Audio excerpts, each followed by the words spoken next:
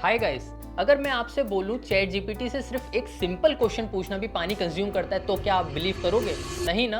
अगर मैं आपसे बोलूं कि एआई के पीछे जो डेटा सेंटर्स काम कर रहे हैं वो इतना पानी यूज करते हैं कि छोटी सिटीज के कुछ एरिया का डेली वाटर कंजम्पशन उनके सामने छोटा लग सकता है, शौक लगेगा। हम नॉर्मली सोचते हैं एआई डिजिटल है और किसी तरीके का पॉल्यूशन नहीं करता और ना ही हमारे किसी नेचुरल रिसोर्सेज का यूज करता है। तो फिर ये पानी यूज करता कैसे है?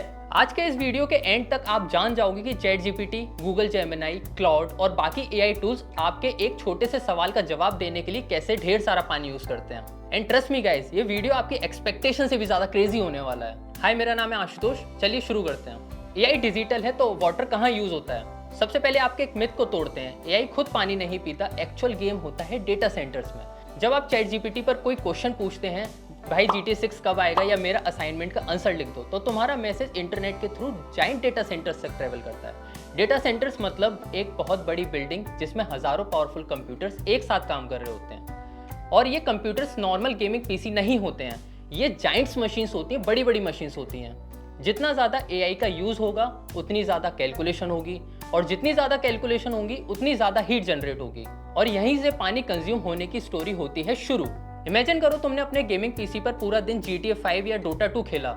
कुछ देर बाद फैन की आवाज़ बढ़ने लगती है, पीसी गर्म हो जाता है। अब इसी चीज़ को डेटा सेंटर्स के थ्रू सोचो, जहाँ एक नहीं, 100 नहीं, हज़ारों जीपीयूज एक साथ 24 घंटे काम कर रहे हैं। टेम्परेचर कितना बढ़ेगा? बहुत ज़्यादा ना।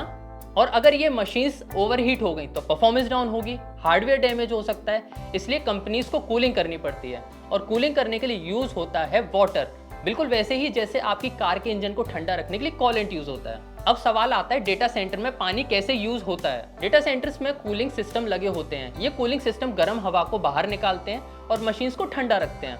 कई जगह पानी को कूलिंग टावर्स के थ्रू सर्कुलेट किया जाता है। हीट एब्जॉर्ब होती है, फिर उस हीट को एटमॉस्फेयर में रिलीज किया जाता है। अब इसी चीज को आपको रियल लाइफ एग्जांपल से समझाता हूँ। एआई के कंप्यूटर्स जिम में वर्कआउट कर रहे बॉडी बिल्डर की तरह हैं।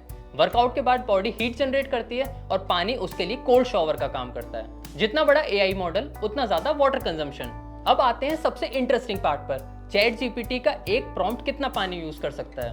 खैर, डेवलपर्स के अकॉर्डिंग एआई से एक रिस्पॉन्स जनरेट कराने के लिए इनडायरेक्टली थोड़ी क्वांटिटी में पानी यूज हो सकता है। सुनने में अमाउंट बहुत छोटा लगता है, लेकिन प्रॉब्लम इंडिविजुअल प्रॉम्प्ट की नहीं, प्रॉब्लम स्केल की है।